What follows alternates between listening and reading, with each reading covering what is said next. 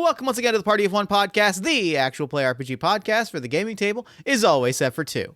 I'm your host as always, Jeff Stormer. This week on the show, I am joined by Taylor Moore for a game of Scene Thieves. Taylor has worked on some of truly my favorite podcasts in the world, including Worlds Beyond Number, a narrative play audio fiction multiverse starring Brendan Lee Mulligan, Erica Ishii, Bri Iyengar, and Lou Wilson, and Fun City, a fully sound designed cyberpunk narrative play RPG podcast set in a post-climate catastrophe New York City circa 2012. And also, crucially, it's worth calling out, is one of the funniest motherfuckers that I know that made this recording in particular extremely special. You can learn more about Taylor's work at fortunatehorse.com, or you can check the show notes for more information. Scene Thieves by Possible World Games is a theatrical role-playing game where players collaboratively write a play while simultaneously choreographing an elaborate heist in the background. If that pitch hasn't sold you, I truly don't know what can, because that is my jam in a nutshell. You can find more information about the game at possibleworldsgames.com or check the show notes for more information. And with all that said, let's go ahead and throw it over to me in the past so that he can get started with the show. Take it past me. Thanks, future me. I am, this is truly the highlight of my day, maybe my week, which is wild considering that there's a holiday on Wednesday. I'm sitting down with Taylor Moore. Taylor, thank you so much for coming on Party of One. Oh, Jeff, thank you so much for having me. The highlight of this week that has the classic No Man's Land dead week of Christmas to New Year's. America's holy time, where no one is expected to email. Truly, truly, my inbox is empty. Time is non-existent. And then, I in particular get to wander the streets of Philadelphia on Wednesday amongst a bunch of drunken people in clown outfits. It's the best week of the year, and I still place this easily among the highlights of the week. I'm so excited to have you here. At the top of our episode, before we get into the game that we are playing, why don't you take a moment and let our lovely listeners at home know about anything you've got going on that you might want them to know about? Oh, well, I can't recommend actual play podcasts enough. They're great. They're good. They're good. I like them. You should listen to Fun City and Worlds Beyond Number, I think. Those are my top recs for now. I just saw a segment on CNBC about this actual play thing. I think it's going places. Yeah, that's pretty wild, huh? Wild. Truly, the giddiness that I felt, like, I get such an experience, I no matter how many years I am in this particular racket, I still get the experience when I see my friends' places and I get to like jump up and down and point at the screen and go, I know them. They're my friend. And so that's the excitement that I felt watching that entire video. Yeah, they did a whole segment on the 50th anniversary of D&D. It was all actual play people. It's great. It kicks ass. Love it. Why not? Today we are playing a game that I'm so very excited about. You asked me to find some games where specifically we could make jokes, goof around, do something a little bit more silly and lighthearted, and I have pulled out Scene Thieves by Possible Worlds Games, a game in which we are going to create a troupe of actors putting on a play who also happen to be staging an elaborate heist at the same time. Now, Jeff, let me be clear. Obama voice, let me be clear. I have nothing against games that force you to plumb the depths and really dig. Get into it. I think that they're wonderful. I love it. But the terror that grips me when I think that might be something I am engaged with publicly is so real. I would rather face like a bear. I would rather face physical danger. I see that, and I appreciate, as somebody that spends a good chunk of my life playing those exact games into a microphone for public consumption. I get that fear so intimately.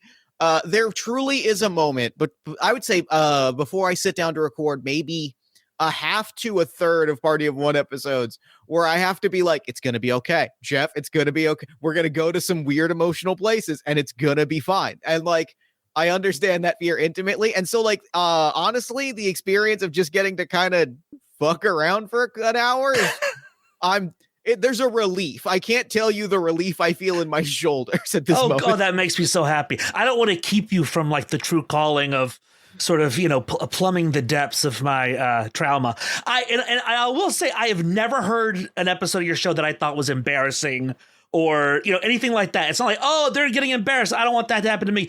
when other people do it, I think it's wonderful. But it's when you yourself are like sitting down in the chair, you're like, no, absolutely not, never, Absolutely never in a not. million No. years. No. I'm so excited. Let me ask you, premise of the game. What is it that you're excited about? What are you looking forward to? What are we bringing to the table for our game today? Jeff, I have not acted in an actual play in a long time. I am just excited. I am just so excited. Also, I work alone so long, so many hours a day. So I am honestly just excited to like look at my computer screen and see another human being instead of a waveform. And I am just glad to be talking with you and to be doing bits and doing characters because I haven't done this in so long. I'm so excited. This game particularly scratches a lot of itches for me, and I think is going to leans into a lot of things that I always look for the opportunity to do. The number one thing in my mind is this game really thrives in making up a bunch of fucked up little freak men, and like Good. that's my happiest place, frankly, is like being able to just be like, in a sentence, here's a weirdo, here's their deal, and here's how they're trying to do a crime. I'm so, and also the experience, the very specific thing that I am so looking forward to is because this is predicated on these are actors putting on a play, like there's such a, without going completely in the direction to where it's unlistenable for anyone that's not us, there is a joy in getting to be a little bit inside baseball and be like, we are production people talking about putting on a production. And I like hate outside baseball. I hate outside baseball. You got to deal with the weather. You got to deal with like. What are you talking to people that don't know anything? I'll pass. I feel the same way, and I am excited to get into that headspace with Jeff, you right now. You ever preach to a choir? It fucking slaps. It's so good. Is the thing. They love it, and they can sing. I'm so excited. This is going to be great. So, like I said, the premise is we are a group. We are creating before us a troupe of actors. Those actors are staging a play in a location where they also happen to be behind the scenes stealing something of immense value. We are going to start by fleshing out who our actors are, where we are, when we are, all of those things, what we're trying to steal. Then we're going to play through the story in 2 acts. We're going to see what our play is and also see how our heist unfolds. Okay. The first big world building question for you. What's the system of currency? Yes, exactly. Thank you. Where are we? What's the world that our thieves are in? What kind of setting? What setting like is on your mind at this moment? What is the time and place that you've been thinking about in terms of stories lately? I am fascinated by status. So I wouldn't want to do like a post-apocalyptic thing where everyone's wearing rags. Sure. Yeah, I've been thinking a lot about like rich people and poor people and what happens when they interact explosively.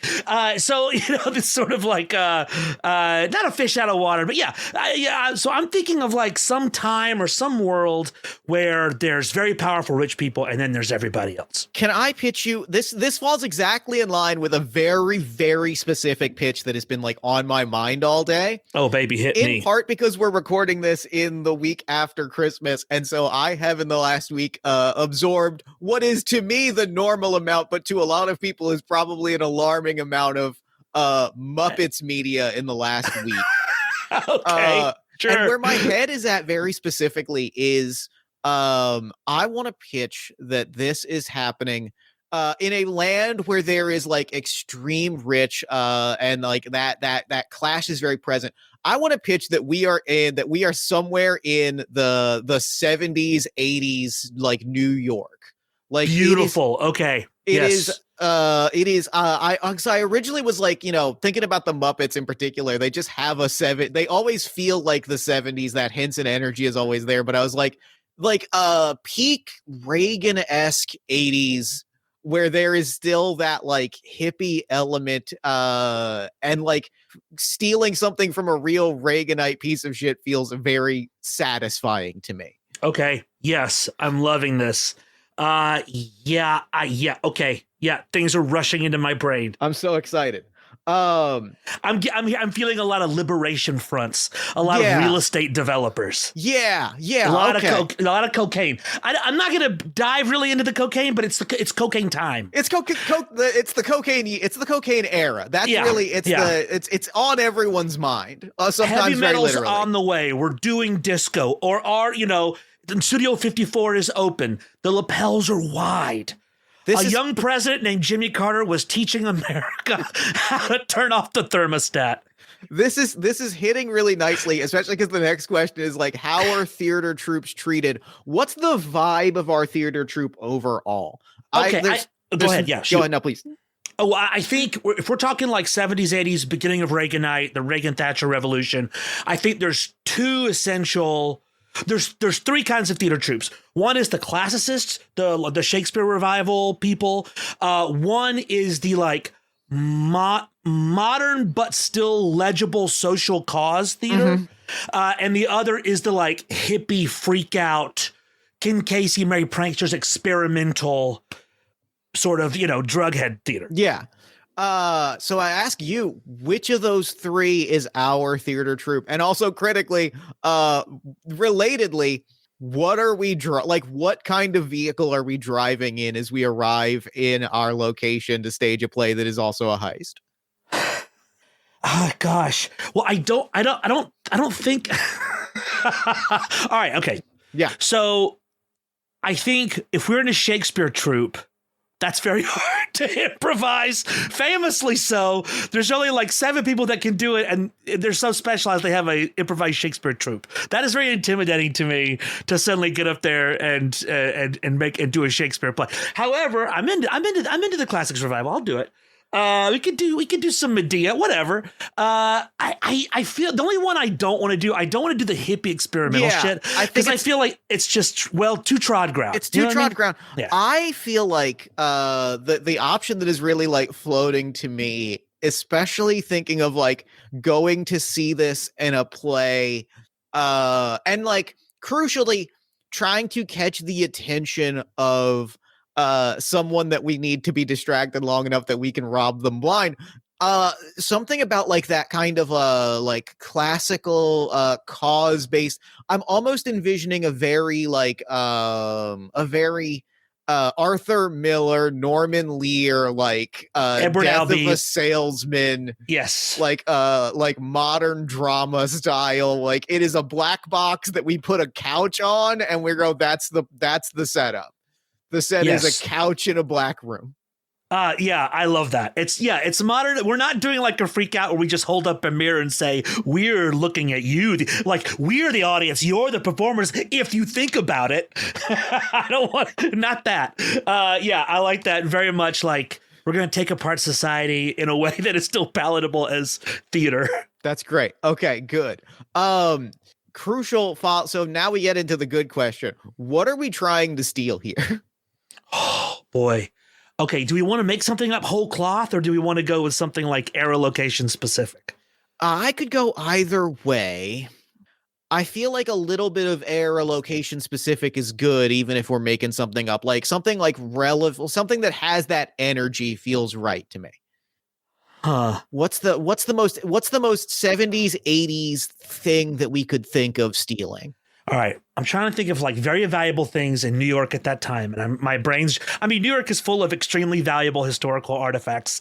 You got there's the MoMA, there's the Met, the Museum of Natural History. There's no shortage. We have giant gems. We have ancient manuscripts. We have everything. Could be a sarcophagus from the Museum of I don't know. It could be anything. There's also like around that time, what was worth a lot of money? Drugs worth a lot of money. Cocaine, Quaaludes.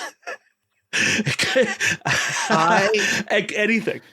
Honestly, the largest suitcase of drugs imagined, like, it's so funny to envision, like, the most like 80s Wall Street, rich signifier imaginable is like just a gold briefcase that like we never see the inside of, but that we know is full of the most drugs that you could possibly imagine. It has to be some kind of special It can't just be regular drugs. Oh, it's gotta be. It's 10. What's the fucking Simpsons line? 10 times as addictive as marijuana. That tobacco, right? From the great tobacco episode. It's like, okay, it's one of the fucking it's one of the McBain sequences. He busts out like a vial and he's like, this is the ultimate drug. 10 times. Yeah. What would it be? What? I think it is called hold on. What's a fun? I want it to be something -17. Like oh, I love that. Like Reaganine 17 or something. Something where it's like clearly like somebody created in a lab and it's in a vial that is in a briefcase. That is like, okay, yes. And the CIA has made this.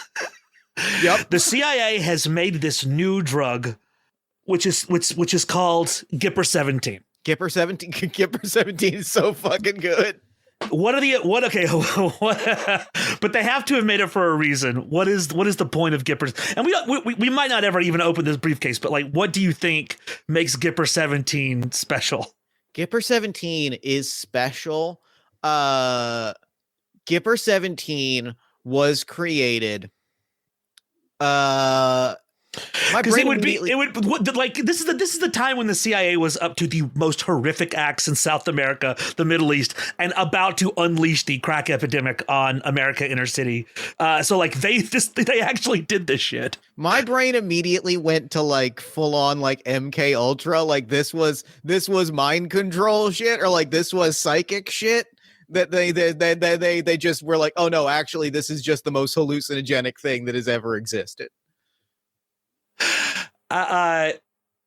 Yes, there's a new drug, Gipper 17, which is what's the name of that horrible drug that people would do, but it was all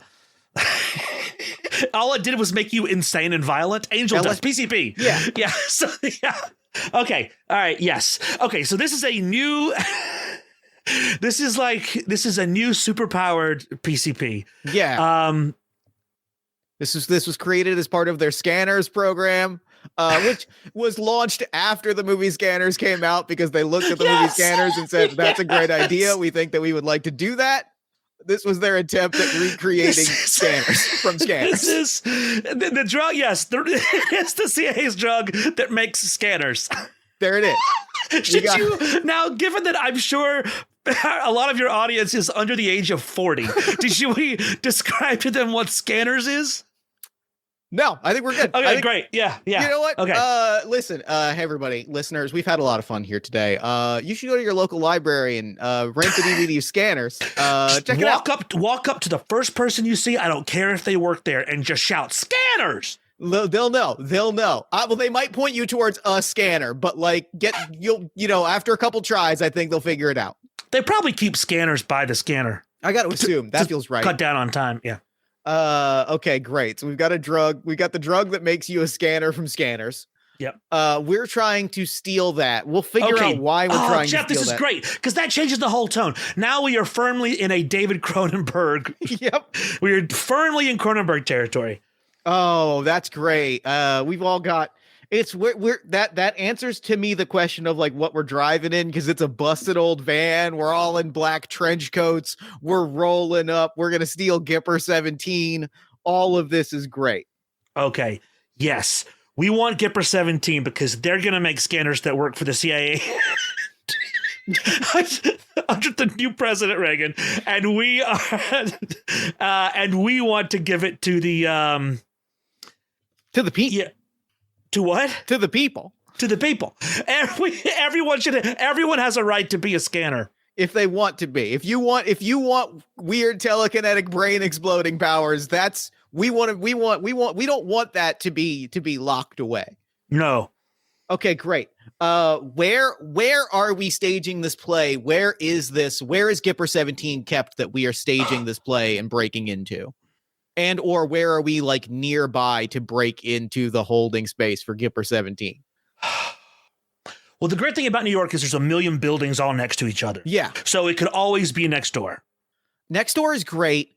It's got to be held in like it's we're in Cronenberg territory, so it's like it's a lab. It's a lab. Sure. It's a big glass skyscrapery lab. All blue light washing over everything, and there is next door just for the aesthetic of where we are staging the show, there is like a loading dock warehouse, and we are staging a play on the waterfront very specifically. Okay. Yes, a play that lifts up the modern man, the worker, for Christ's sake, and we're doing it on the loading dock of the building next door. I love it. I think the building that we're at, the loading dock, I think it's like an assailant institute, like Center for Human Potential. Like it's the Wait, yep. What's the Evangelion? Oh, Human Instrumentality Project. This is the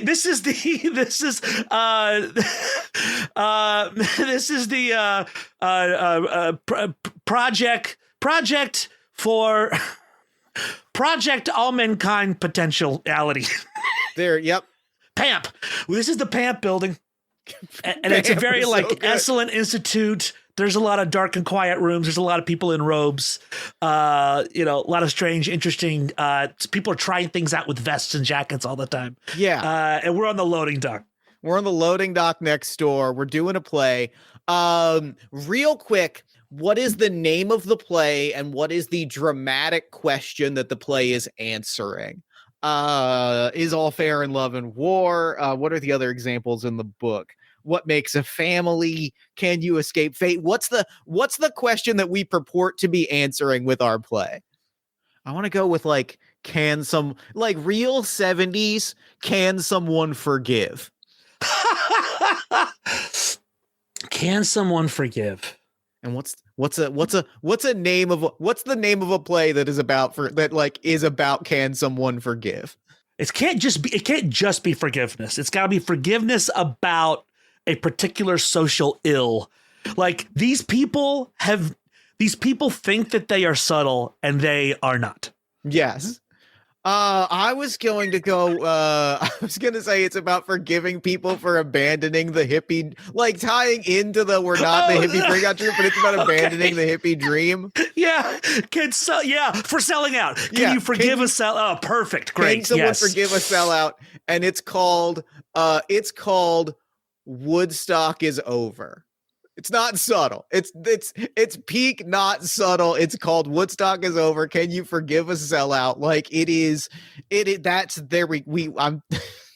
I think you can tell how giddy I am about all of this. This is great. The energy is here. We got there. Yeah.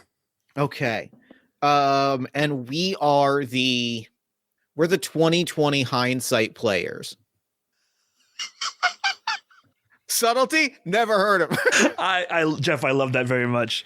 All right, great. So they came up with that title and they were all like, oh, yes, that's it. That's the one. I know that we're mainly here to steal these drugs, but also we're going to leave them with something a little bit special.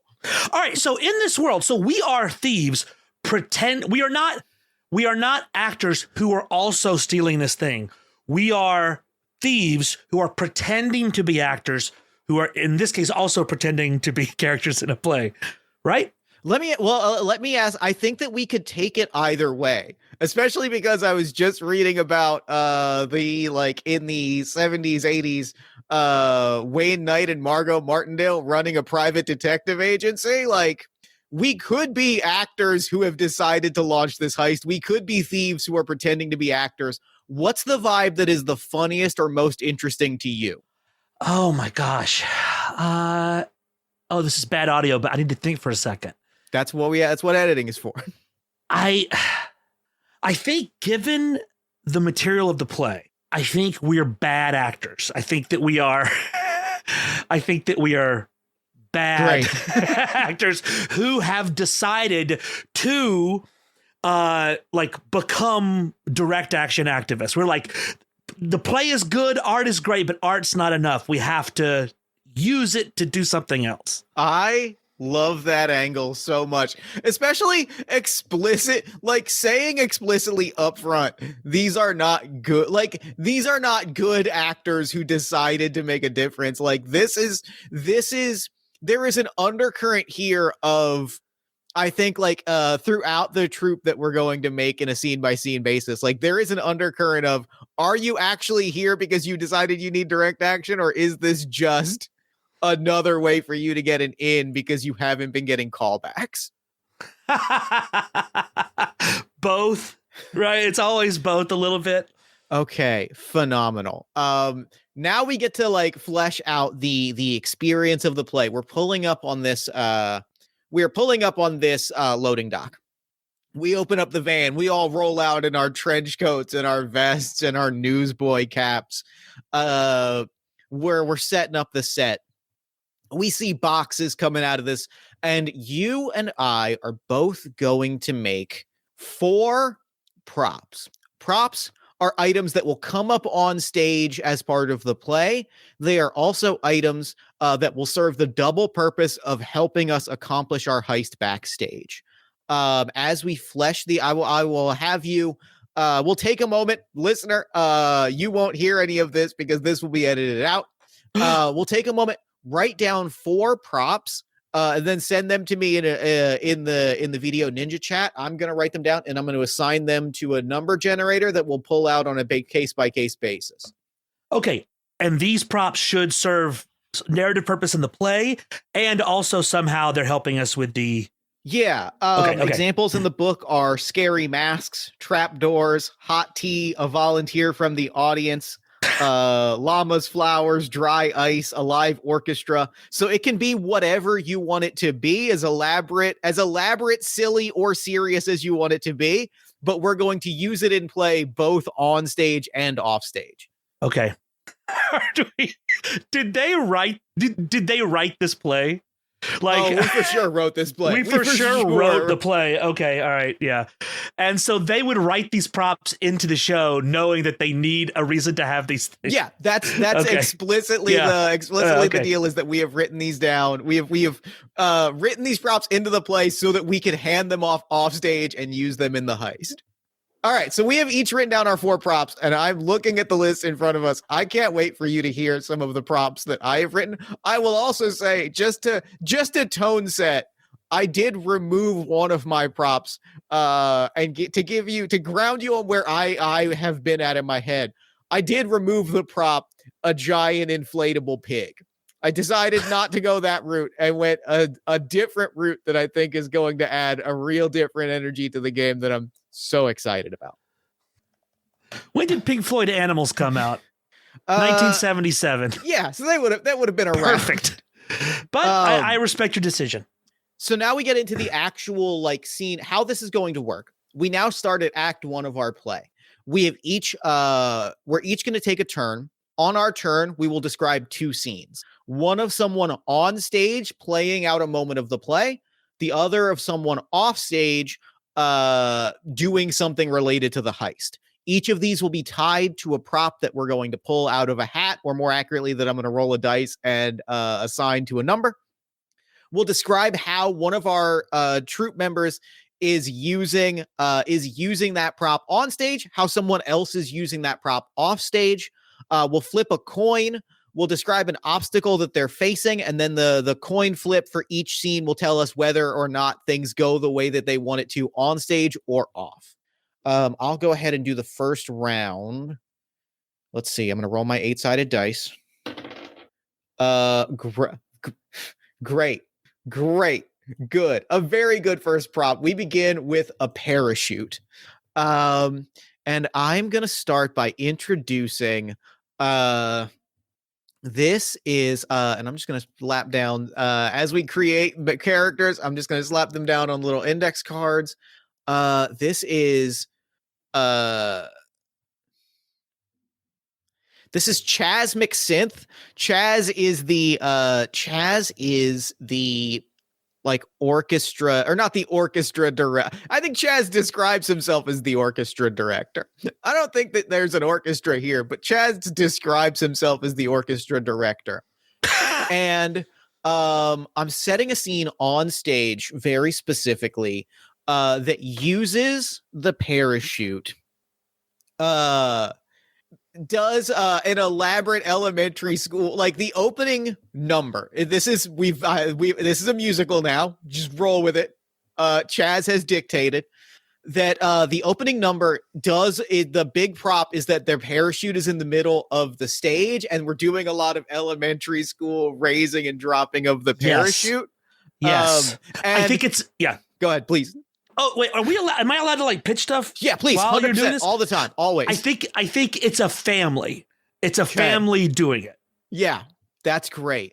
And I think what the obstacle that I want to put on stage is as we're raising the parachute, we are seeing, or the audience is seeing, this slowly gathering crowd of PAMP employees is seeing micro scenes under the parachute of like the passing of time of this family, right? Yes. And like you raise it up just in time to see them like sending a child off to school and like and the children are played by adults who are on their knees with the shoes taped to their knees. One of them holds up a newspaper that says Pearl Harbor to tell you that like we're following time from the 40s, like, but the obstacle is that like you have to be under that parachute for like 2 seconds and then get the fuck out of there. Yes. All right. All the kids are wearing a lot of rouge. The makeup is very off-putting. That is a success. This is going seamlessly. Except that it's dumb. It's real dumb. It's dumb, but it's aesthetic successful. Failure. The production, excellent. Production, excellent. Stupid, but excellent. I think so. That's our first scene. We see this, right? We're seeing like people growing up, and we're seeing, the montage of like of all these scenes showing that like time is that like there's an idealism and there's a love of family that is gonna, holds true, but is gonna get frayed on the edges. Yep. One of them is swing dancing, and then the parachute goes up, and they're rocking and rolling, doing a little hip swing, and then the parachute comes up again, and they're at a sock hop, and then the parachute comes up again. They're wearing bell bottoms. Are we in modern day? Getting closer. They end the number. They swoosh the parachute off stage, and they hand it off to what's the name, like give me a detail about our aerial infiltration expert. The aerial infiltration expert, their name is Griff Certificate. Griff Certificate is very good. Griff Certificate is a circus acrobat that we have brought on board to and what Griff is going to do with this parachute. Griff is going to leap from another neighboring building, a separate skyscraper on like the 75th floor, activate the parachute, swoop onto the roof of PAMP headquarters, and like sneak inside from the roof access to unlock the doors so that our people can get inside. Let's see if this is successful and what happens to Griff if not. Also successful. Great. So this is happening during Act 1? This is as Act 1. We've handed off the parachute off stage. Yes. Off stage, Griff. Griff has run upstairs of the neighboring building. And we see a swoosh, the parachute pops open, Griff like gracefully lands, wraps up the parachute, stashes it in a backpack, opens up a rooftop door, and slowly we start to see doors being unlocked all the way down this skyscraper, giving us access to the building. And he says to himself, this is just like the circus. Just like the circus. Great. So that's the loop of the game. So with that, I'm going to throw this over to you. Okay. Would you like to know what your prop is for an on stage and off stage scene? Yes. What is my prop for an on stage and off stage scene? Great. Good. Your prop is a keytar? Yes! Oh, yes! Okay. Okay. Fantastic. All right. Here we go. Yeah. Parachute, that bit is down. We saw the family grow up, warm, but we saw the children become adults. And as the children were becoming adults, we saw that their behaviors and mannerisms and attire begin to diverge. Mm-hmm. Lights up on the next scene. Time has passed. The wallpaper in the living room set on stage is a little bit, some corners have sort of come loose. We see that there's a Man on the Moon newspaper framed in the background. And next to it is Jimmy Carter wraps up presidency. As is also a headline in a newspaper framed on the room. And we see that, on the couch, there's a woman knitting, and in an easy chair, there's sort of a plump, rosy-cheeked older man, looks like a stout factory worker. He's reading the paper, and the headline on the paper is "The Rich Get Richer." Just the most on-the-nose thing you can imagine. Yeah. I think profits up for rich. There's definitely like a subtext.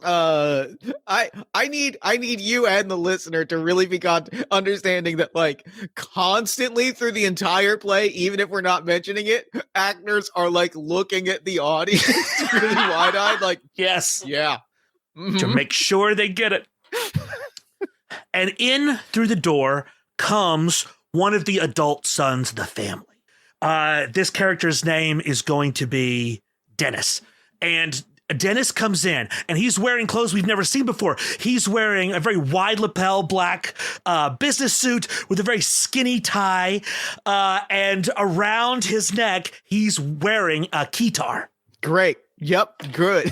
Fantastic. Yep. Yeah. He's got slick black hair and black Ray-Ban sunglasses on. And he comes in the guy in the chair says, I thought I told you if you're going to have your little band practice, you can't be bringing that stuff in the house. We like good old American music. And the Dennis Jones, it's the future of music, old man. Get with the times. And then he plays a sick riff on the keytar. And the mother drops her knitting needles and covers her ears. No. And the dad's like, no, never. Why? We like the. This is the worst play I'm embarrassed. I'm like profoundly embarrassed to be associated with this work of art. That is the play we are describing. Well, Pete Seeger, Bob Dylan. That's music.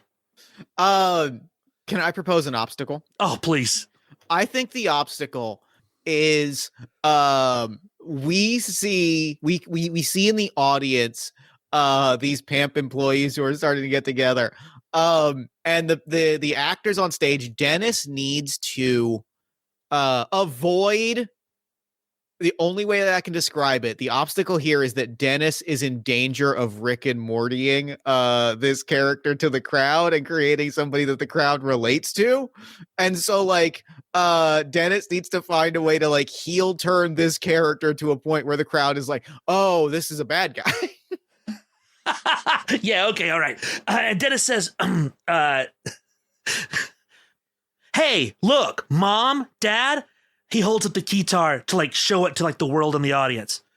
I know it's new and hard to understand, but the market clearly shows a demand for it. And it's our obligation to fulfill market demands.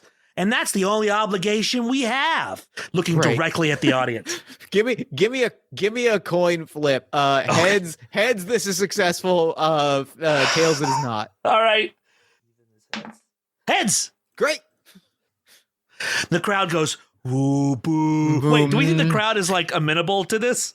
The crowd is on board until talking about like satisfying market. Then like, no. Oh, see, he doesn't. There's in the play is so horrifically on the nose, but we do hear an audience member goes, "Oh, he doesn't actually believe it. It's market. Oh, that's sad. Oh no, that's sad." But then Moon River burst through the door. Moon River is the other brother who went the other direction and became a hippie. He's wearing just a leather vest and jeans, and he looks like what's his name, Fonda from Easy Rider. Yeah. Yeah, and he's like, I can't believe that you're my brother. And we're supposed to like think like, whoa, these guys are the brothers from before? They're the brothers so different from the first scene. Whoa, they're the brothers from before? Oh my God. I can't believe you're my brother. What happened to you? We used to believe in something. You sold out. And he takes the keytar from him. He rips it off his neck. Right, so we're setting up the premise of the play because ultimately we're going to say, can these two guys reconcile? Can the past dreams forgive the future sellout? But right now they got to show a big difference. So he rips the keytar off his neck and throws it through a window in the back of the set that's made out of like there's no glass in it, but as he throws it through over the PA system, we hear the sound of breaking glass. So we follow the keytar backstage where it is grabbed. What is the keytar's role in the heist? Okay, immediately the keytar is grabbed by their sound engineer, Abednego Biden. Abednego Biden is a very, very short little man. He's like 4 feet tall. And he's like perfectly round. It's all muscle. He's just like a little orb of like a guy. And he's covered in cables. He's got rolls of gaffing tape hung from his he's like, he's the theater tech guy. Yeah. And he's got all these rolls of gaffer tape, just like pitch black hair, dark skin, and just these piercing eyes. And he grabs that thing with one hand out of the air, puts it underneath his arm, and he runs. Bendigo is definitely the most competent member of the theater troupe. Maybe this is the guy who's pretty much like he's the reason anything works. Yeah. And he runs. And he opens a panel. He opens an electrical panel at the back of the loading dock that is somehow tied into the PA system, the announcement system of the PAMP Institute, the PAMP building. And he plugs the audio out from the keytar into the audio in of the PA system. And he goes and he adjusts the octave button on the keytar. He's gonna play it. And he like fiddles the synth settings a little bit. And I'm imagining that this is a keytar that has its own built-in synth engine. Given this time, probably going to be some sort of Moog thing. I don't know what kind of keytars were big at exactly this moment, but let's just say for my music kids out there, this is going to be a classic subtractive synth. Totally. And so we've got let's say a perfectly high triangle wave. It's going to be just a little jarring attack all the way down. And he lets that thing rip. And the PAMP building fills with this warbling, pulsing shriek. And everyone thinks it's the fire alarm. And so the PAMP building begins to evacuate. That's so good. Okay. Give me a flip of the coin to see if this is successful. Oh, God. Even. Heads. Heads? Phenomenal. This is remarkably successful for what a truly ramshackle play this is. We're only in Act 1. And then also what that does really nicely is that's evacuating, which means everyone is running out just in time to see the play happening directly next door. That's marketing. That's primo marketing. Building an audience. All right, I'm gonna roll to see what our next prop is. Okay, great. Good. We are now involving a bowling ball. This is okay. I see where this is going to go. We're back with Dennis.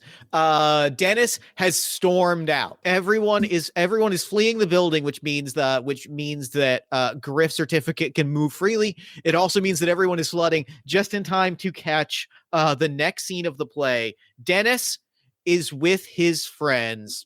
Is with George, Ringo, and Paul. Dennis's friends. George, Ringo, and Paul, Dennis's friends, have gathered for their weekly bowling game. And we see that they are all in like 70, not quite as obviously hippie as Moon River, but they're all in kind of 70s youth burnout yeah. adjacent clothing. And and Dennis rolls up in the suit, and Dennis is like, guys, I'm not going to be able to come to these anymore. I've got a meeting with a record executive, a standing meeting on Wednesday nights at this time. And we see a big blowout fight between the three of them, or between the four of them, of like trying to convince Dennis, like, hey, man, we've been through so much together. And like there are shadow actors behind them, like playing out moments of their life. We see somebody stand up in a cap and gown, and like they're like, it's this whole play is a montage. There's montage happening behind them of like living paintings recreating like all of them, like leaning arm and like hand on shoulder at graduation, and like recreating photos in the background. Yes. As they're like, we've seen so much together. And Dennis is like, I need to move forward. I can't be tied down to my past anymore. And finally, and he kicks a zither. And one of them finally like takes his bowling ball and throws it in a trash can to be like, you are not part of our bowling team anymore. You have burned, like, it's peak. Dennis has burned all of the people in his life, and like we're seeing You've this sold play out, Dennis. Like, don't want you in the band anymore. You're on your own. It's just be you and your Keetoff from here on out. We graduated together. Great. Wonderful. My zither. Let's see if this goes. I think the goal, because like this, obviously we can't cue this up to the sound system. The goal is to make sure that like audibly everyone hears the sort of horrifying crash of the bowling ball hitting trash can without actually damaging the dock, because we do not want anyone to know that we were here.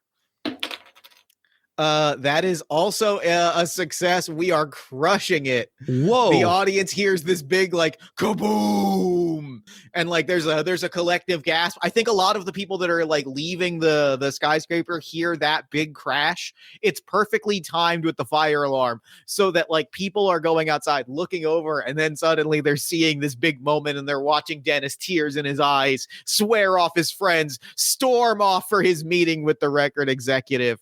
And as that is happening, the bowling ball and trash can are dragged backstage, where let's see.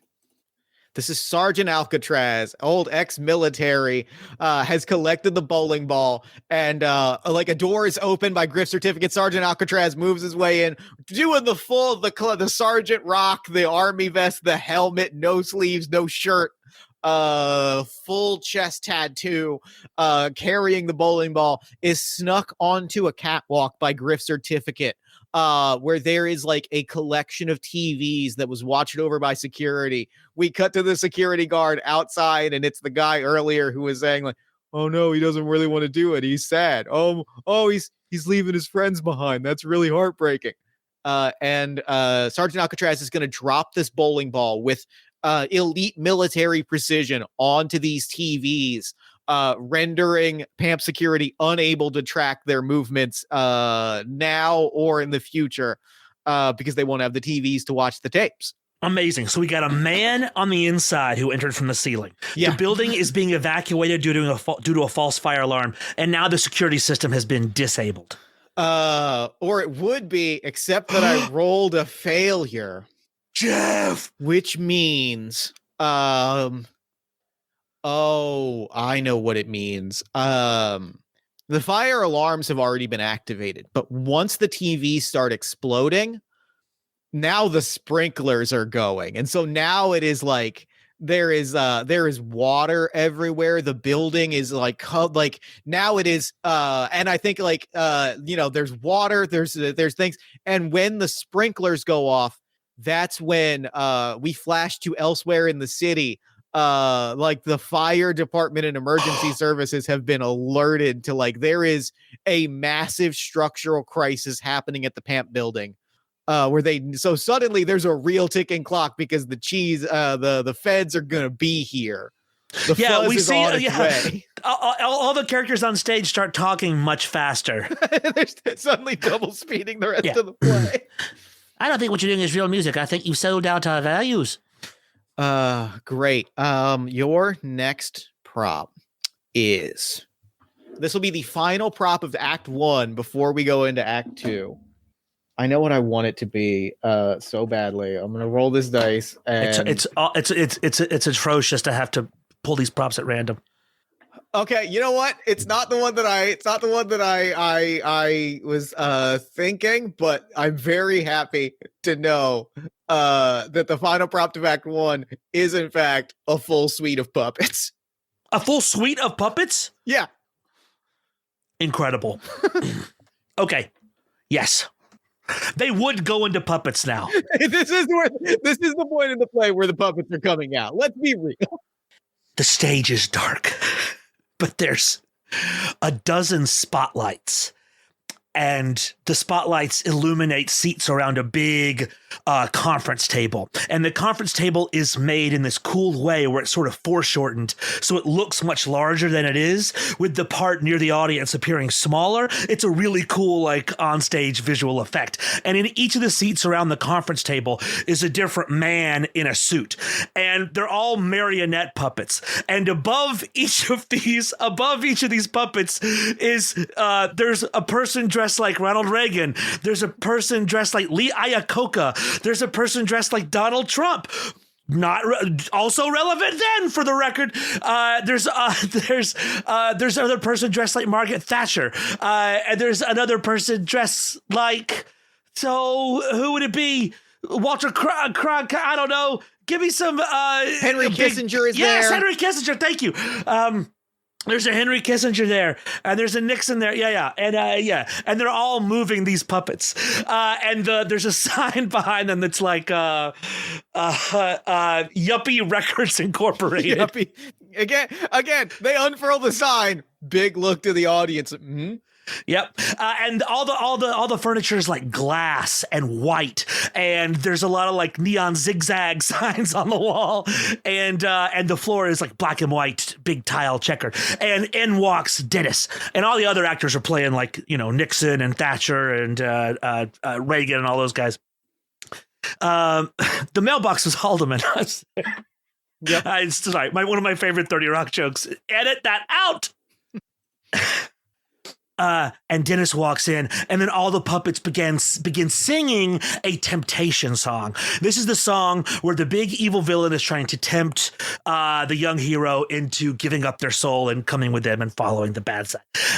And it's like a real synthy, jumpy, sort of modernist, like late Bowie-esque, sort of jagged music number with a lot of like really horrible filter sweeps. But also the lyrics, maybe not so bad. No, they're terrible. Who am I talking about? You know.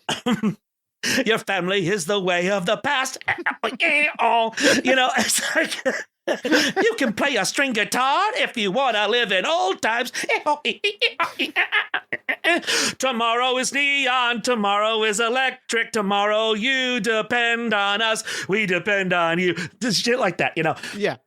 And it's like, and they're telling him, no, you know, forget about your friends, forget about your family. You got to look out for yourself, and you got to, you know, Woodstock's over. This is when they say it. They're like, Woodstock's over. You know, we are tomorrow. Tomorrow belongs to us. And he's seeing it. And all these puppets are there, and there's this big climactic moment. And the spotlights go down the puppets. They've posed their question. They either sign the contract, sign the record deal, and a giant quill feather pin lowers down on a single like bit of fishing line, and it seems to float there. And the song builds, and he grabs it, and he signs. Bass hit, blackout. And immediately after the scene's over, all the marionette puppets, they take all the like the rigs of the marionette puppets. Mm-hmm. Oh, we got to roll for the the scene goes well. Oh God. Okay. Success. I swear to God. Okay. I swear to God. I promise. Play-wise, we're crushing it. Statistically, we are headed towards failure. Don't at me about statistics. Then the scene's over. It's a big climax thing. It's the end of Act 1, right? This is the big decision moment. The Temptation song, it's over. He's going to sign the record deal. Woodstock's over. All he cares about is the guitar and, the 80s shit. Okay, then the marionette puppets, they immediately, as soon as the scene's over, all the actors that had them immediately put them on. They put the little marionette harnesses on. And these wires are now the things they are going to use Hell yeah. Of course they to are. No, rappel or climb.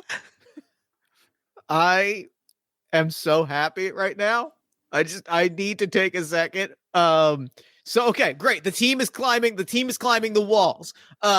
They can see as they climb their way up that lights are on, flashing lights are on their way. Time is running out.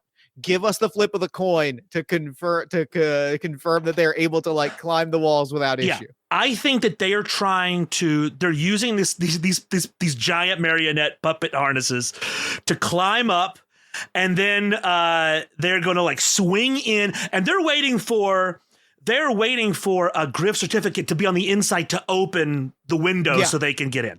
All right. So he's there to let them in. They're going up the side. It does not work. It is a failure, Jeff. Griff certificate is the problem is that Griff certificate has to is still trying to smuggle Sergeant Alcatraz out of the building. The problem is that now that the sprinklers are on, the people that are already inside have to get out. So he's not in position to open the windows. So we see George and Ringo and Paul, all of them in the marionette heists, bursting through these glass windows. There is now broken glass everywhere. People are cut up. They're gonna look like hell when they have to come on stage later. They are bloodied. They are beaten down. And we now cut to Act 2. Act 2, the rules change a little bit. Uh-oh. We have the ability. So right now, where we stand, the play on its way to ending in comedy, which is to say that a happy ending, for lack of a better way to put it. If we want to complicate that, we can choose to include callbacks to the props that are already on the table, and thus decide if we want to invoke a success or a failure on a given roll. So we can do that on stage and direct the way that we want the play to go. We can also do that off stage and direct the way that we want the heist to go. Currently, we are tied up 2-2. So it is unclear how the rest of this heist is going to go. We can also randomly draw a prop as we've been doing and continue to play the game as is. But right now, we are trying to push this towards a resolution and answer the question, can you forgive a sellout? Which means it is now my turn to kick off Act 2. I'm going to roll a dice here. I'm so happy that I get to reveal to you the prop that I have in front of us. And that is a fully functioning RPG missile. I almost put a big gun in mine. I replaced Pig Balloon because I was like, it's so funny to just have a full ass rocket launcher. That they're just this is on. We open on stage we have placed up lights during intermission. Everything is now washed over in orange. A lot of it is in silhouette now. And Dennis is sitting on stage holding this rocket launcher. It's 10 years later. We're now in the future. And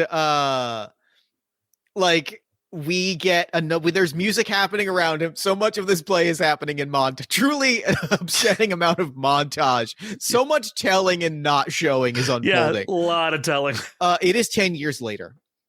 Any independent music, acoustic rock is outlawed. We're going full Kilroy was here, full rock opera. Music has been banned except as dictated by corporation. All art is commissioned by the military. And all of this is unfolding as Dennis is holding this rocket that represents the wealth that he has been given. And I think the obstacle that Dennis has to face is, I mean, practically the that's very important for the next scene that this, and I guess for a million reasons, that this rocket launcher needs to be handled with the utmost care. I think that's what I'm flipping. That's what I'm flipping a coin for. You're flipping it. Does he accidentally shoot a live RPG during the scene of this play? Yeah, you know what? Yes. Great. That's what I wanted to happen. That's our first failure. Oh, this is like the Julie Taymor Spider-Man where the guy's legs got cut off like 10 times. I think what happens is he's having this scene, he's having this moment, he's having his moment of crisis, his moment of decision of like, I need to redeem myself. And the actor stumbles, clearly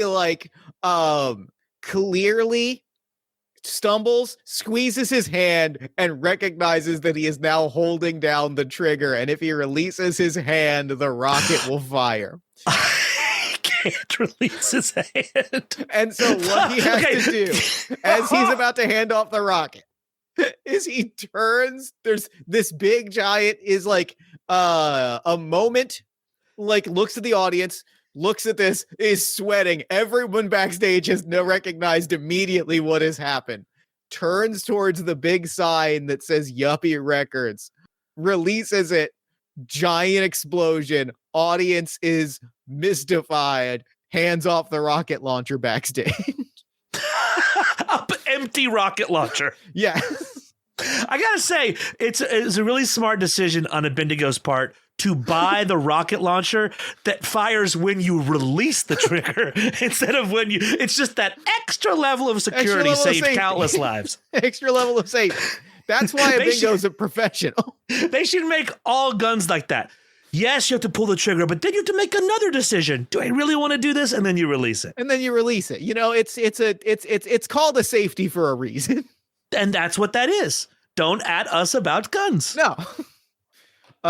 They hand off a now empty rocket launcher. So the obvious obstacle is that like this was intended to be like a weapon to use on something. What obstacle do we need to explode to get to the Gipper 17? I want to say there's a giant vault at the end of an ominous hallway. Oh, sure. And in front of that vault is a single guard sitting at a desk. Okay, great. We needed to blow up the door to the vault. Like the plan was always to evacuate the building and blow up the vault. Well, I think that I would pitch that the rocket launcher is for the guard. Okay, even better. They're going to blow up this guard and then force their way into the vault. They no longer have a rocket. And I think what happens is they hand this off. They smuggled, like they're looking around, they're freaking out. They no longer have the rocket, so they have to improvise. They hand this to the best actor that they have, which is Moon River. Moon River, the coin flip that I'm going to make is, can Moon River hold this guard hostage with an RPG? I think runs up and is like, you need to move or else I will fire. You can see I've already pulled the trigger. If I release my finger, we're all done. Listen, man. It does not work. Oh, no. Because I think the thing is, you can see a rocket inside of a rocket launcher pretty clearly. It's a bad bluff.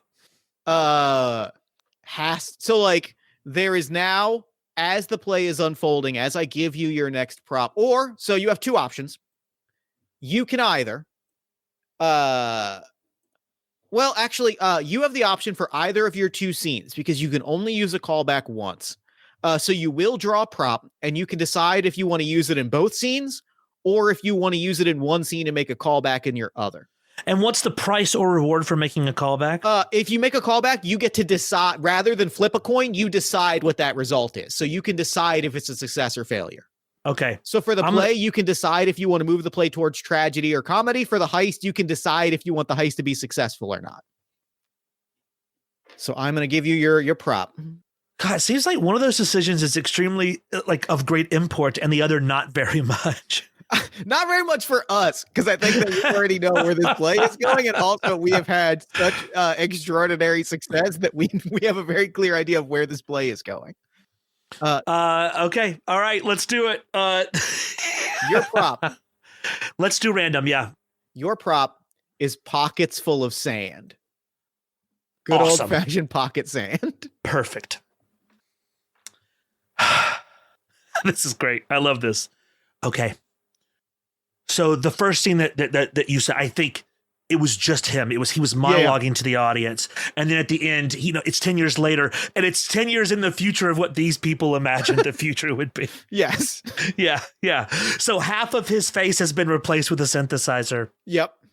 And he's all the furniture's made of parts of humans, like statues of people. I mean, actual people. It's actual. Too it's many all kids. of our shadow puppet performers from earlier. Yeah, there's 60 people in the show. Well, no, they're upstairs. They're trying to wrestle with the guard. They're upstairs. So I think that he's in his like palace, right? He's in the penthouse. With his rocket launcher, and there's platinum records on the wall, and there's drugs on the table, and it's like there's sleepy people on the floor from a party the night before, but he is wrestling with this. And at the end of the last scene, he blew up the big record label sign with his rocket launcher, and then we hear a knock at the door. He wasn't expecting anyone. I don't want any room service. I just want... The door opens, and it's his dad and his mom. Your family back? They enter the room, and he's like, Mom, Dad, I haven't seen you in years. Look what your big boy's become now, huh? Sorry I couldn't make it to Moon River's funeral. I had a concert that night. And Mom and Dad are just like, oh, he died from... It's you killed your brother. The wrong son died. Wrong kid died. Sure. He died. He died of a broken heart. He died of a broken heart because he heard your new album. And he knew that you left behind the dream. The dream. They're like, our dream for you is that you see what you've done to the world. You've taken the humanity out of everything. You've traded the future for all the past had taught us.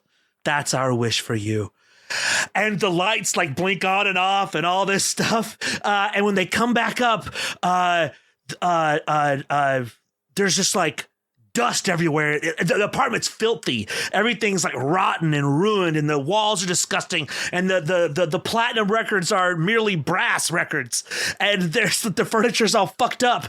And he's all alone. And he's like, "What? What happened? My money, my drugs, my fake friends, my business." And he reaches into his pockets and he pulls out 2 handfuls of sand that slide between his fingers.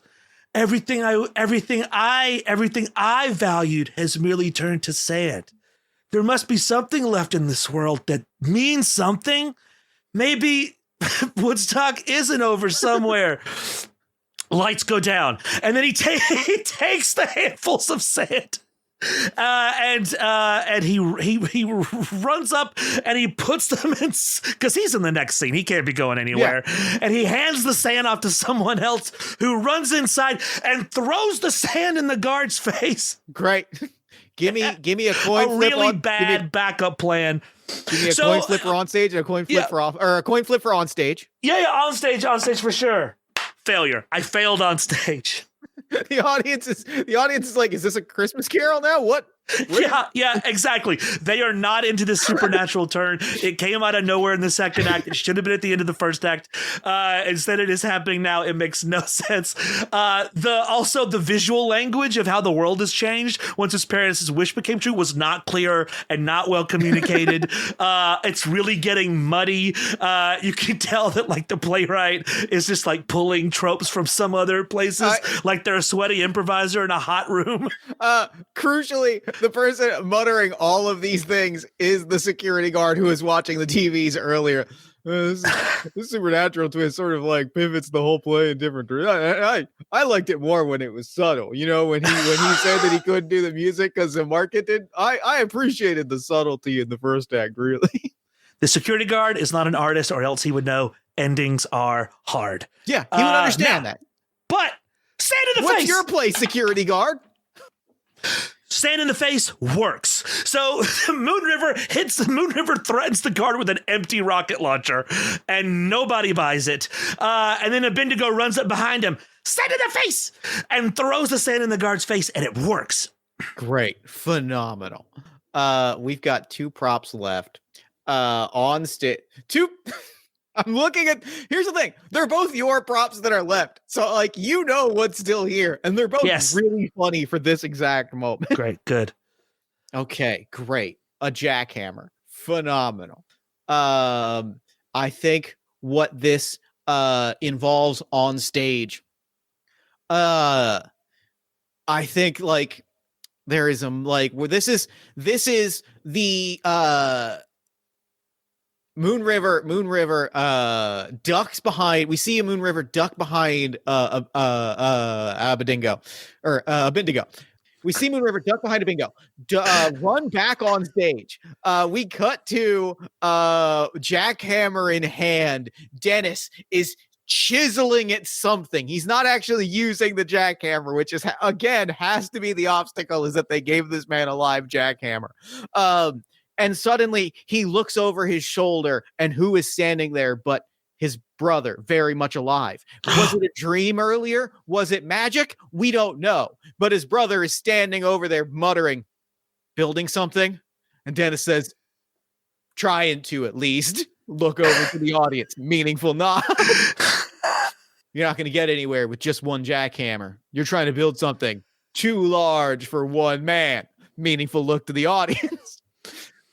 He says, I know that you can't forgive the person that I became. I know that I am no longer your brother, but I hope that as a member of the Brotherhood of Man, look to the audience, that we can build something together that stands the test of time, something bigger than pointing to the flaming wreckage of the yuppie record sign, something that deserves to be built. Predator handshake. Let's see if the jackhammer goes off before the Predator handshake happens. It sure does. Woof. We're still at 4-3. We're still trending towards learning that you can forgive someone for selling out. Jackhammer goes off, sending Dennis tumbling off the stage. The jackhammer is scooped up, run off. The jackhammer's. You know what? Really to set us up, the jackhammer falls into the water. The jackhammer is gone. But it also sets up an even bigger moment on stage because Dennis has fallen. And so Moon River pulls his hand down and pulls him back up from the abyss. And they look at each other as if he has truly been saved from the abyss. And they lock eyes and they hug. Meanwhile, off stage, I am doing a callback. Nice, because we lost the jackhammer. We lost the jackhammer. I'm going to do a callback. What's the... Because I think this is the moment where we're grabbing... Okay. A bingo, like, sand in the eye, kicks open the door. Everyone is scrambling. Keytar is back in his hand, like, is handed the keytar and told, like, jackhammer's out. We got to find a different way out. Starts playing. They gotta get it. They gotta get in the vault. They got to get in the vault. They can't jackhammer their way in. At which point, a bingo reveals something incredible. This keytar is keyed up to hack into the mainframe of the Yes, PAMP yes. building. So we get an entire sequence where there's an absolutely sick guitar solo. And at each time we're watching numbers flash on the vault. We're seeing it fire up. Of course, because this is the dawn of the internet, so the vault electronics would have been hooked up to a rudimentary modem, which allows you to manipulate the code via audio. That's it, exactly. This is Unix. I know this. We watch the vault click open. Psh, big Tron door, so it's just way longer and way larger than you think it should be. They're standing open. Turns out the internet might be the future after all. Yeah, maybe synthesizers are valuable.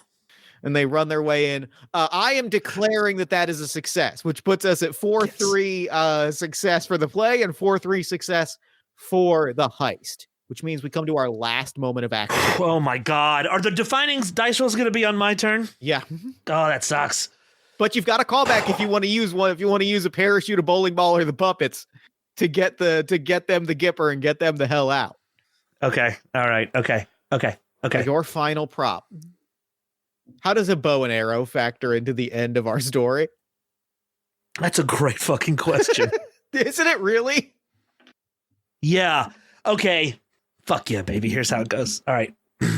No. Okay. The stage is divided between one half the stage looks like this is very meta. Oh, they were so happy when they came up with this.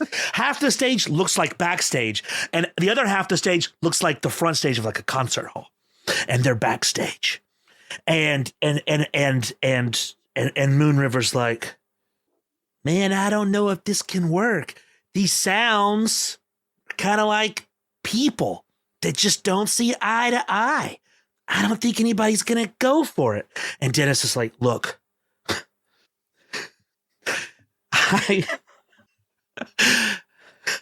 I've tried it on my own, brother. I've seen what that's like. And my parents, well, they made a crazy wish and it gave me a second chance to do things better, to do things right. All I know is you can't throw away the past if you want to see tomorrow. And Moon River's like, oh, far out, man. That makes a crazy kind of sense. It takes two to tango, Dennis says. Yesterday, and he looks at the audience. and Moon River says, and tomorrow, maybe I've been too hard on the future while I was too hard on the past.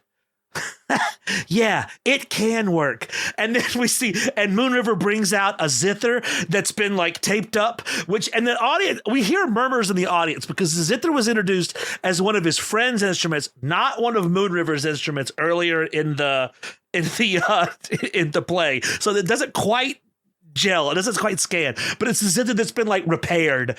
And then Dennis whips out a guitar that he has made hastily backstage because the original guitar is still upstairs hacking the vault. Yep. And he brings out the guitar that has been made very, very quickly, maybe painted on some cardboard with some tempera paint. And I think Moon River looks at Dennis and says, you weren't selling out. You were selling up.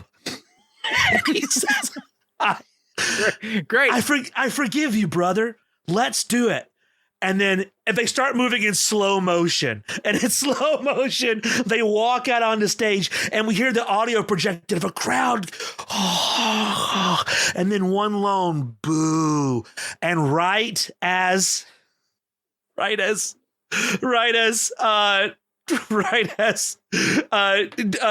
begins to play the guitar, we see Paul, George, and Ringo step out as if from the audience, and they say, and Paul goes, "But we don't forgive you," and he pulls back a bow and arrow, and he cocks it, and it makes the sound of a gun cocking. It sure does.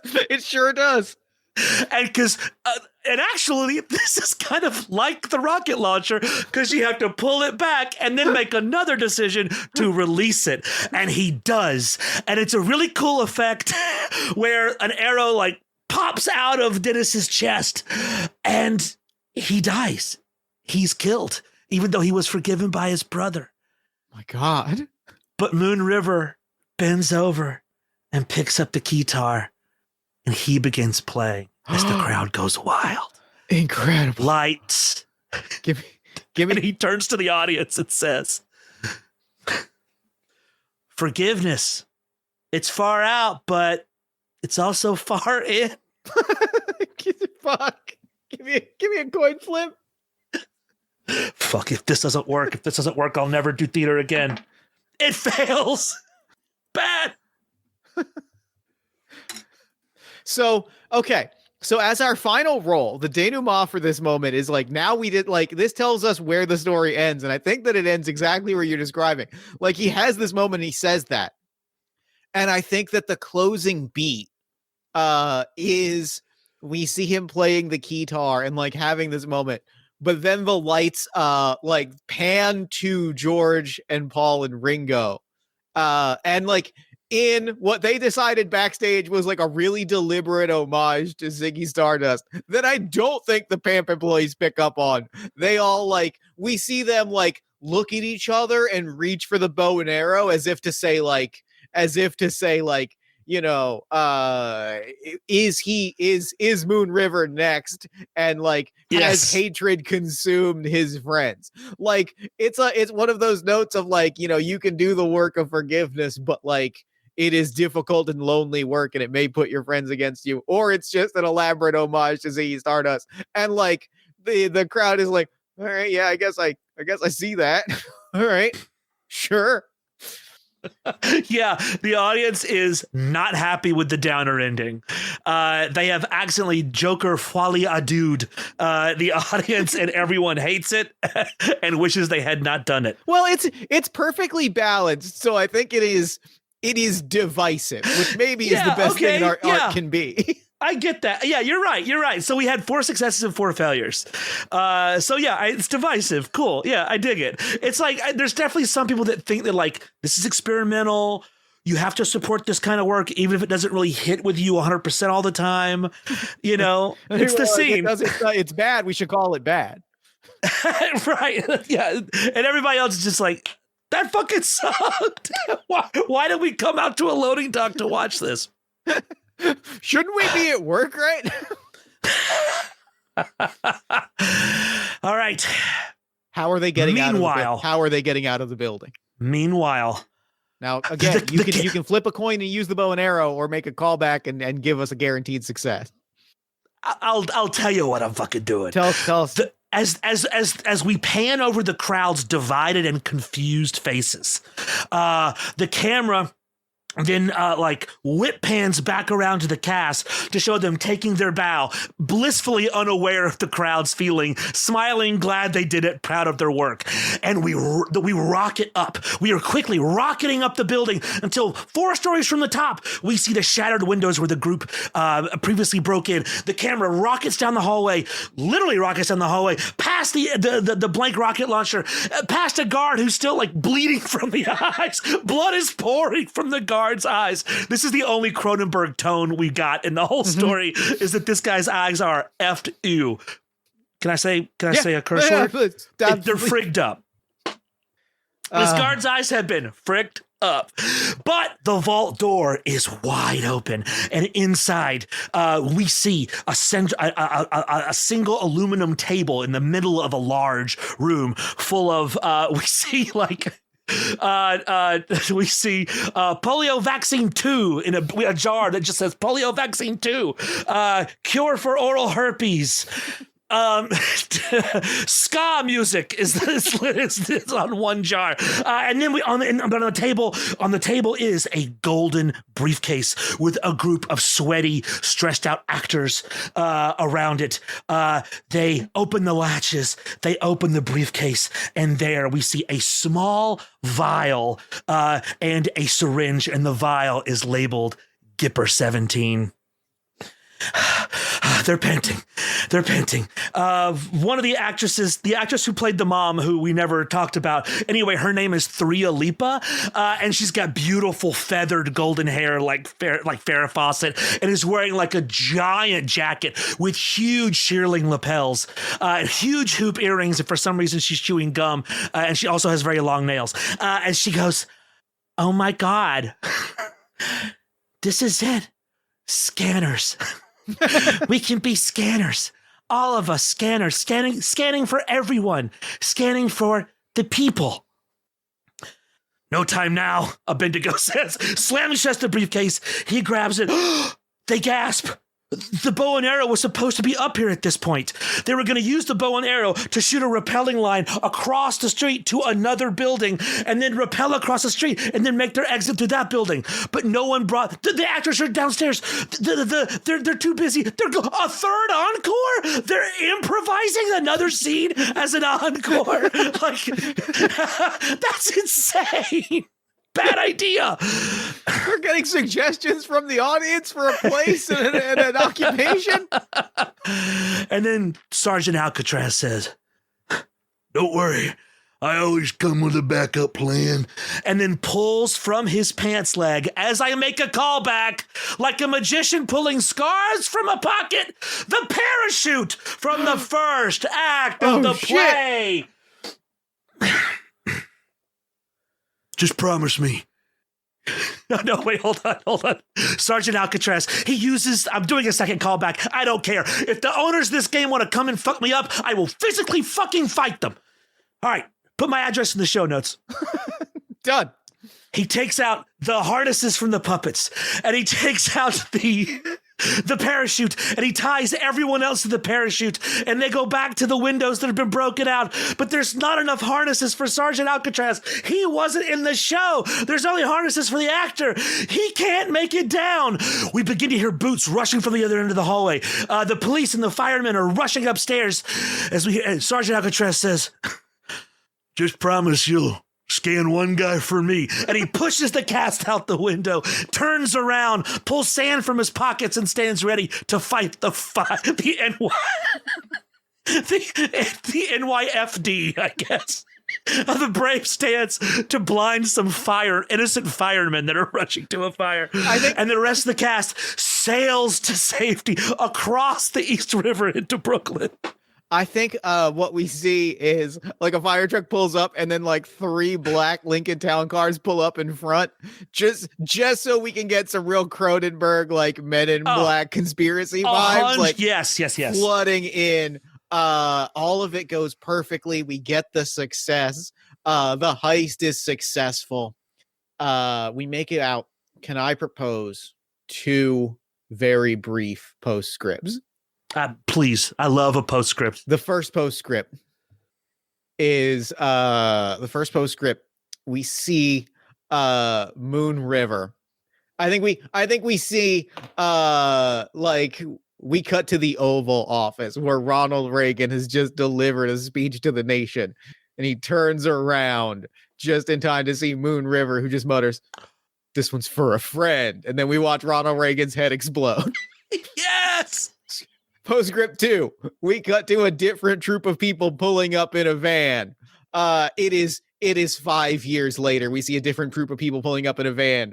Leading them is Chaz McSix, who mutters, "I know it's in here. We saw it once upon a time. We couldn't rescue it. We needed to get Gamer 17. But right now we need to liberate." And then we pan over and we see that all of these elite thieves are wearing checkerboard shoes and fedora hats. And he raises his finger to his temple, and the giant vial marked ska music floats off the shelf into his hand. It's time to pick it up. And that's game. Yeah. I think we nailed the David Cronenberg vibe. I think David Cronenberg would be very interested in this screenplay. I think so. I'm gonna get him on the phone. We're gonna set up a meeting. We're gonna have a talk. I think it's gonna be great. Fuck, that was so much fun. I'm physically in pain from laughing so hard. Let me ask you, what was your favorite moment from play? Oh God, I love failures. I love all the failures. Failures are always the best. In the moment, we love successes, but looking back, it's the failures that make all the difference. I agree. I agree. Like, blowing up like the launching a rocket at a fake records display. Great. Great. I really like the rocket trigger that you have to, that doesn't fire on when you pull it. It fires when you release it again after having pulled it. That is, I love details like that very much. That's very fun. That's very funny. Well, thank you so much for playing this. This was so much fun. I had an absolute blast. Real quick, before we wrap things up, where can people find you and your work online? Oh, Jeff, gosh, you can find me. I'm on Blue Sky, taylor.biz.bluesky.so. God, those addresses are so long. What do you think about that? They're very long. I've realized you like, I changed mine to jeffstormer.gobirds.online because it's funnier to say, and it makes saying the whole thing slightly less noxious. Yeah, I should change the name to something that's also Twitter addresses don't allow dots in them. So when I said that my Twitter address was taylor.biz, you knew that it was a word. Yeah. Right? But now, because Blue Sky addresses have dots in them, when I say my name is taylor.biz.bluesky, it sounds like I'm giving you a 4-chapter DNS server type. Yeah. You know what I mean? I got to figure it out. Anyway. That's where that's where I am on social. Well, thank you again so much. This was incredible. I'm over the moon. And for now, I'm going to throw it over to me in the future so that he can wrap up with the show. Take a future me. Thanks, Past Me, and thanks again to Taylor for coming on the show. That game was magnificent. I couldn't tell you the last time I'd laughed quite that hard during a recording, during the editing process. It came together into something really special. Be sure to head to PossibleWorldsGames.com to pick up your own copy of Scene Thieves. Be sure to head to FortunateHorse.com, check out Worlds Beyond Number, Fun City, everything else that Taylor is working on, and be sure to follow Taylor on social media at taylor.biz.bsky.social. Man, I hate social media handles nowadays. You can also find us on pretty much whichever social media you prefer at Party of One Pod or Jeff Stormer, depending. And if you enjoy the show and you want to support it, there's a lot of different ways you can do that. Subscribe to our newsletter at buttondown.email/partyofonepodcast and join our Discord community at bit.ly/partyofonediscord. You can support us financially at patreon.com/JeffStormer or ko-fi.com/JeffStormer. You can give us a nice iTunes review, shout us out to a friend, give us some love on social media. You can buy some Party of One merch at bit.ly/partyofonemerch. Or if you're looking for more great podcast content, you can check out All My Fantasy Children, which is a character creation, storytelling, and world-building podcast that I make with my best friend in the world, Aaron Catano Saez. We take a listener-submitted prompt and spin it into an original fantasy character, populating a shared universe one story at a time. You can also check out Yazeba's Bed and Breakfast, which is an actual play about a heartless witch, a cozy house, and the many people making their homes inside. Both of those you can find wherever you get your podcasts. Party of One is, as always, produced and edited by Jeff Stormer and Jen Frank. Music for the show comes from the song Infinite Lives by Mega Ran featuring the D&D Sluggers, and the Party of One logo is by Evan Rowland. If you'd like to inquire about advertising rates, coming on the show as a guest, or about press coverage of the show, you can email me at partyofonepodcast@gmail.com. And unless I am mistaken, that is all we do here. So until next time, thank you so much for listening. Remember to fight the forces of fascism every single day. Remember that self-love and self-care are radical and defiant acts of resistance. And as always, party on, everybody.